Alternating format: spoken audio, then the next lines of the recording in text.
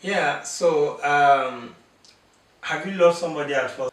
Like, Oh, well, I would say there's crush at first sight. You just see mm, someone say, "Oh my God, this is so nice." Maybe something you really like.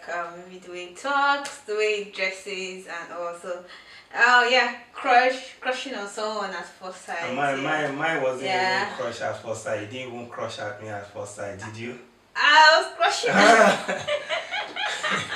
And I she wanted to friendzone she him. turned me down severally. She But, friend me. but it So was not my like I not like you. It okay. was just not love at first sight. All right. So to us. So today we want to talk about something that you know. I mean, it's a conversation, right? Yeah, it's a We want to conversation. talk about something around is love at first sight real, Yeah, right? can you fall in love at first sight and Mm. you just get married and just butterflies and flowers from there? Yeah. So have you loved somebody at first sight before? Like you just see somebody and you're like, oh, like. Oh, well, I would say there's crush at first sight. You just see Mm. someone say, "Oh my God, this is so nice." Maybe something you really like. Maybe the way he talks, the way he dresses, and also, oh yeah, crushing on someone at first And sight. mine, Yeah, mine, mine wasn't even yeah. crush at first sight. It didn't even crush at me at first sight. Did you? I was crushing. Guys, I she wanted to friendzone she him. turned me down severally. She friend me. But it So was not my like I not like you. It okay. was just not love at first sight. All right. So well, so that is it. Wasn't love at first sight, but here we are. Yeah. Um.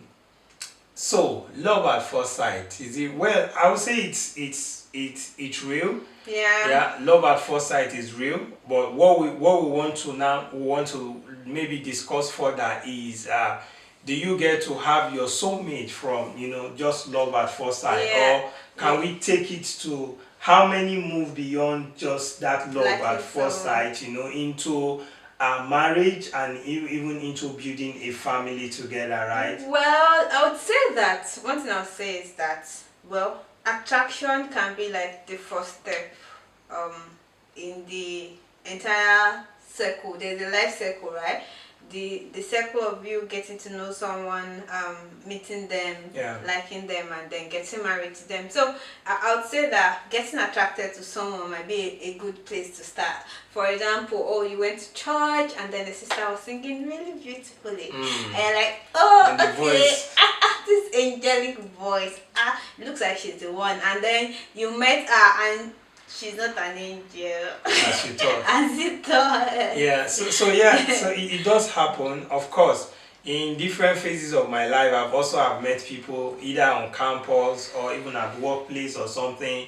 You look at how gorgeous they are, and you see how exposed they are. Ooh. How well traveled they are. And me coming from the kind of background where I grew up, You I just just feel that admire this them. is Oh. but and you start thinking in your mind that this is somebody I like. I think I'm falling in love and stuff like that. So what happened to the love? But suddenly you just get to relate with them a little bit and you just find out that, oh no, this is not it. I think one practical example was when at my early days in the university, there was this lady I met that was very, very intelligent, very royal also. Oh, Yeah, wow. yeah, I think she was from a royal family. Oh, I a got princess. to I got to like her, and try to get close, but only to find out that, oh, she was she was a staunch Muslim. Do you understand? So I mean, I was already a born again Christian, growing in the faith. That was a very important part of my life that I didn't want to joke with. So she was modest, was she? And you felt like, liking her from afar. It was when you got to meet her that. So that means she was not covering her head and all of that. No, she wasn't really those kind of Muslim that cover body, cover everywhere, right? So I you didn't thought really her know. modesty was her being a Christian. No, I didn't even think of faith at that time, really. Oh. It's just like you see somebody, the way somebody dresses, the way the person carry herself and stuff like that, and you just feel you just feel that, no, this is it. I think I like this girl and stuff like that, But just getting closer, you just find out that, oh no, this is not it and stuff like that. So I'll say, yeah, love at first sight, yeah, it might be real, you just see somebody, but it's not really love, right? We like call it infatuation, or maybe just likeness, as you say, attraction, you know. But when you now get closer by, you just find out that no, this is not it. This is not what I really wanted, and what you thought was love just suddenly fizzle out, and then you are wondering where all the smushy and the butterflies you are feeling just yeah. went It would be away. nice to ask our viewers though, have you fallen in love with someone at first sight, and then how did the relationship go? Was it a relationship that led to marriage, or was it something that you noticed something, or you just couldn't, you couldn't take it beyond that attraction that you felt for that person at first sight? And I get the point that you're trying to make. Attraction can be a good way to start, but don't forget all the important things that you want in a partner, because it is not the dressing that is going to keep the marriage. It is not the very angelic voice that is going to keep the marriage, because she won't be singing every time now. Yeah, so it's not that. It goes beyond that. It goes, you have to think about the character. Do they love God? Your values, is it aligning and all of that. So it's like a whole big picture. But then, well, if you like someone, it might be a sign to say, oh, get to know the person more before deciding if this is a relationship you want to enter into. Yeah. So I think there is something called the love triangle, and one of the first phase is the place of getting to connect to the person, you know, like likeness and stuff. That is the first phase where you start thinking that, oh, this is all this is all perfect. You just start liking the person, and that connection start coming. You just feel that connectivity. Okay. That is the first phase. The second phase has to do with a consuming passion. Like you start getting passionate about the person. Intentionally, you start creating time. Resource wise, you start putting a bit of resource. It's not everybody you move at that stage that you want to commit resource to. Yeah. So now you begin to commit your time, you start committing your money, gifts. You buy them gift, maybe you want to call them or something like that, find the time to hang out with them.